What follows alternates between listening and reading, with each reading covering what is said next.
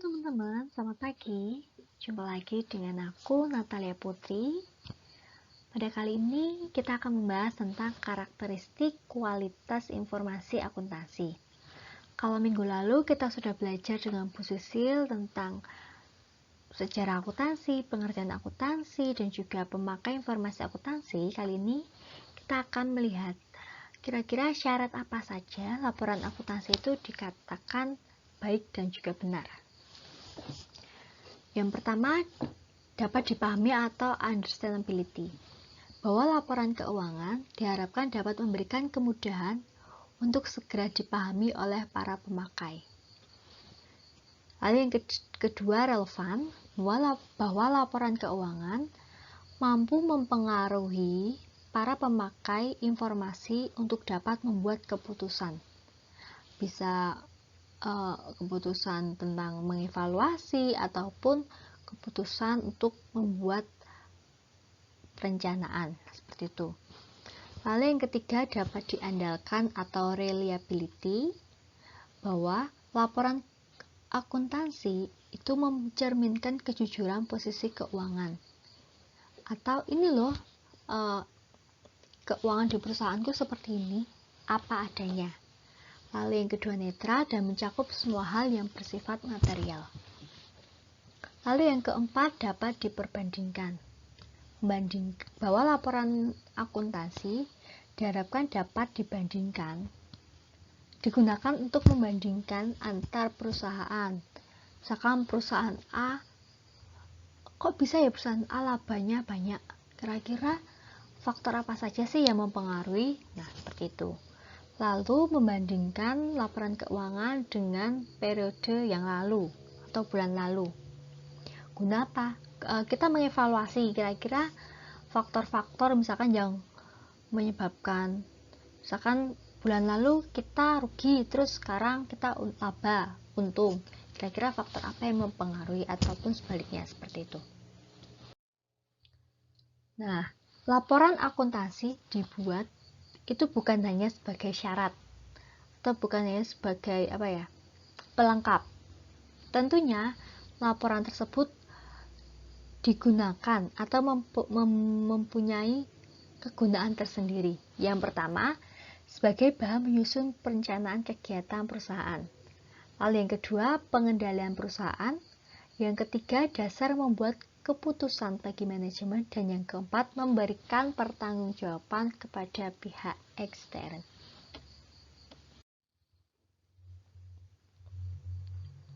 Selanjutnya kita akan membahas tentang prinsip dasar dan konsep dasar akuntansi. Bahwasanya dalam penyusunan laporan akuntansi keuangan, kita tidak hanya asal menyusun atau tiap perusahaan pasti berbeda-beda. Tidak. Akan tetapi dalam penyusunan tersebut sudah ada prinsip-prinsipnya dan juga konsepnya. Akuntansi harus didasarkan pada standar yang telah teruji dan dapat diterima umum. Pedoman ini disebut sebagai prinsip akuntansi berterima umum atau PABU. PABU merupakan padanan kata, makna, istilah Generally Accepted Accounting Principle atau GAAP dari Amerika. Mengapa harus ada pedoman? Yaitu guna terciptanya kesamaan interpretasi terhadap pesan informasi sehingga tujuan pelaporan keuangan tersebut tercapai. Prinsip dasar akuntansi berterima umum, bahwa pedoman tersebut dianut karena ketentuan resmi yang dikeluarkan oleh badan yang berwenang.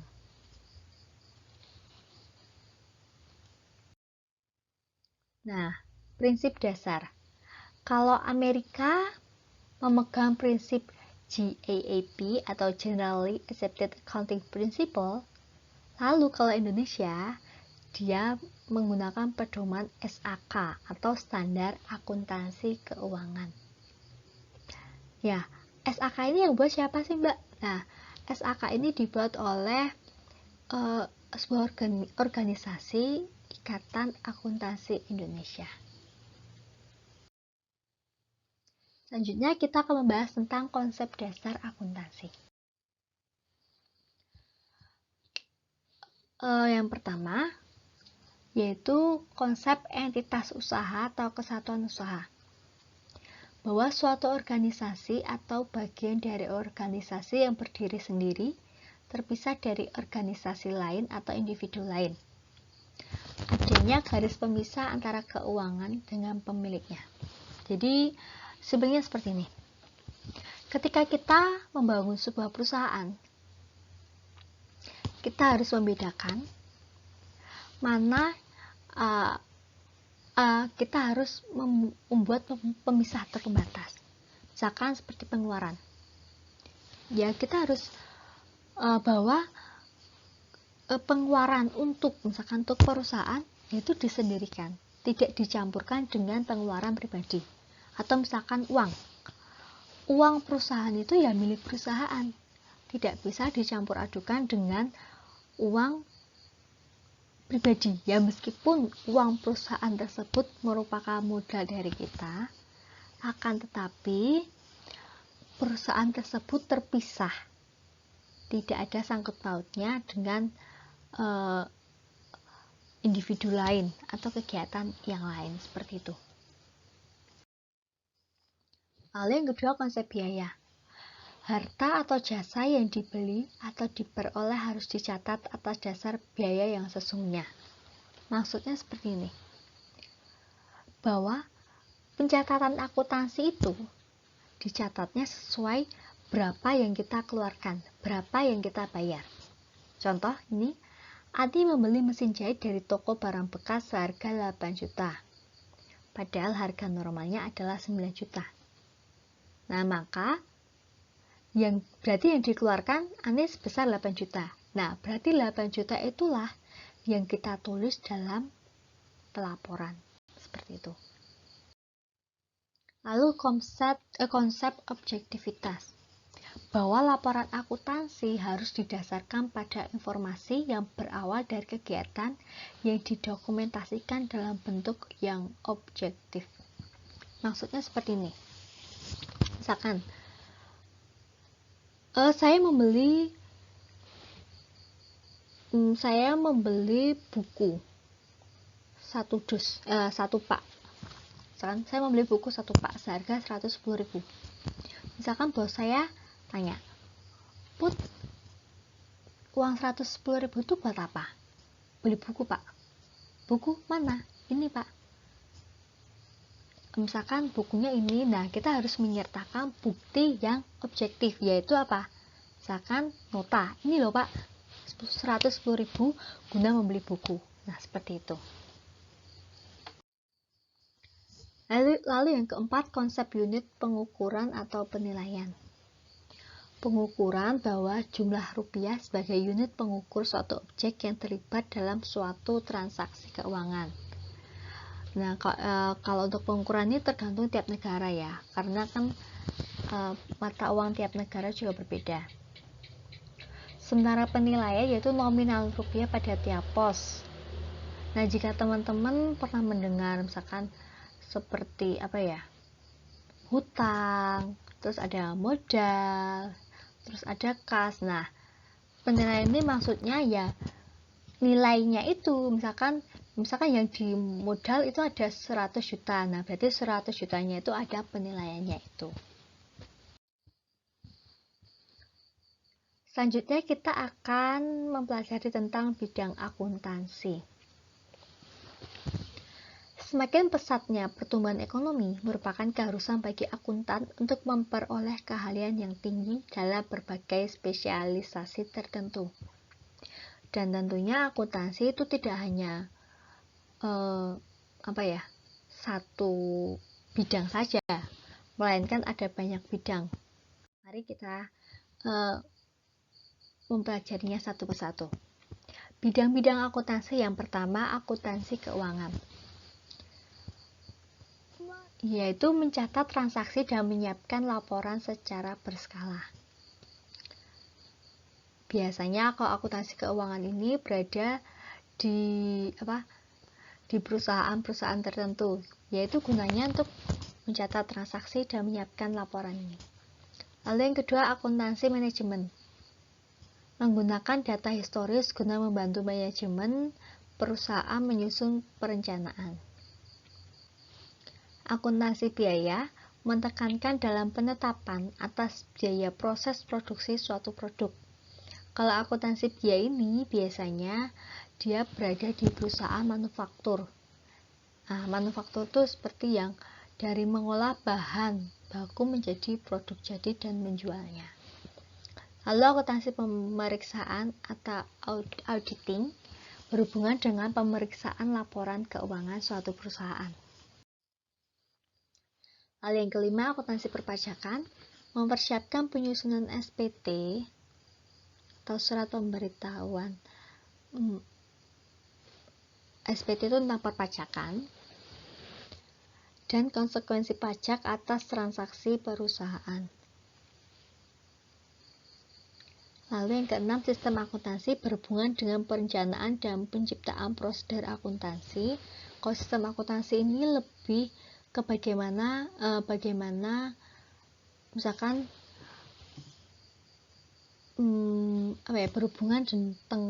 berhubungan dengan misalkan pembuatan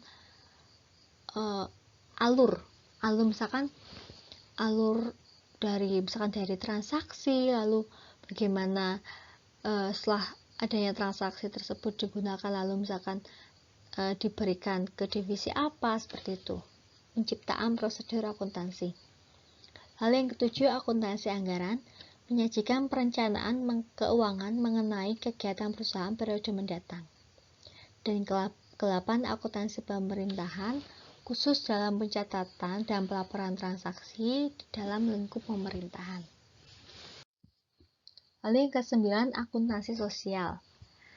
Bagaimana seorang akuntansi tersebut, akuntan mempelajari efek sosial yang terjadi akibat kemajuan di bidang dunia usaha. Dan akuntansi yang ke-10, akuntansi pendidikan. Akuntan berkecimpung di bidang pendidikan, misalkan seperti dosen, seperti itu.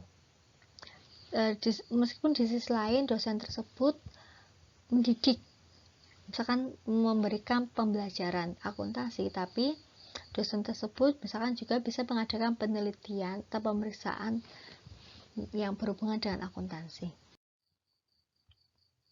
Selanjutnya kita akan belajar mengenai profesi akuntansi. Yang pertama, akuntan publik, yaitu akuntan yang menyediakan jasa untuk kepentingan perusahaan yang membutuhkan. Jenis pekerjaan yang biasanya dilakukan akuntan publik, yang pertama, jasa atestasi. Atestasi adalah penegasan tentang representasi keuangan suatu pihak. Jasa ini dilakukan oleh seorang auditor atau pemeriksa keuangan.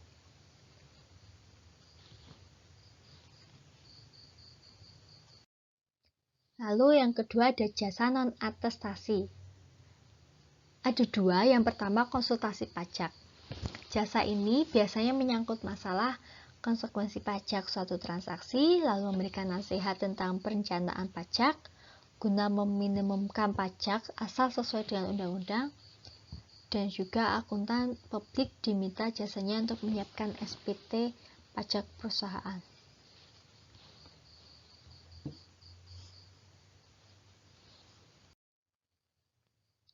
Lalu konsultasi manajemen. Konsultasi manajemen ini diberikan oleh akuntan publik kepada manajemen dalam meningkatkan pendayagunaan sumber-sumber ekonomi yang dimiliki perusahaan. Misalkan jasa apa sih yang diberikan? Yang pertama, memberikan konsultasi kepada manajemen guna meningkatkan sumber-sumber yang tadi. Melakukan penelitian perbaikan terhadap kekurangan dalam sistem akuntansi. Lalu yang ketiga, mengembangkan sistem informasi manajemen.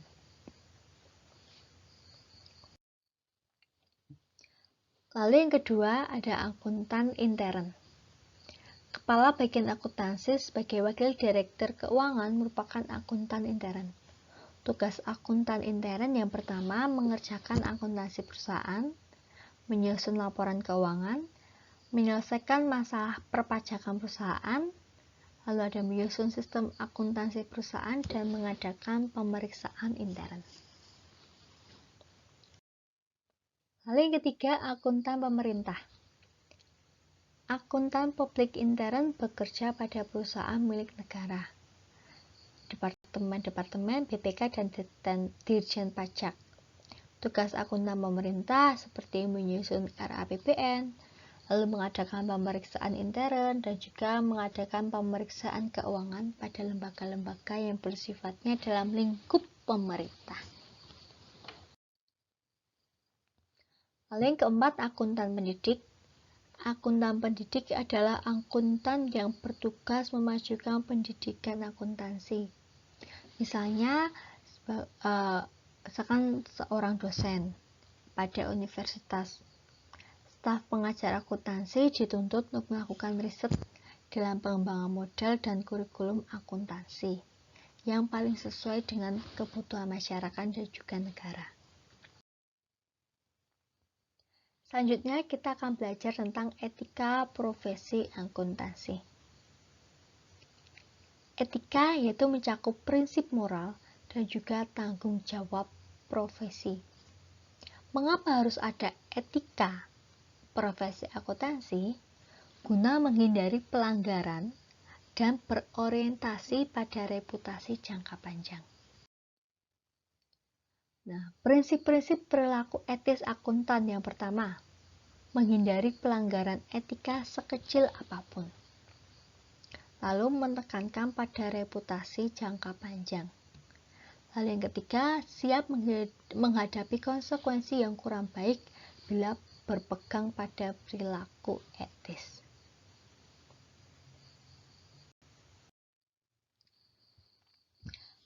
Prinsip etika profesi akuntan. Yang pertama, tanggung jawab profesi. Bahwa terhadap semua pemakai jasa memelihara kepercayaan, bekerja sama dengan sesama anggota dalam mengembangkan profesi akuntansi.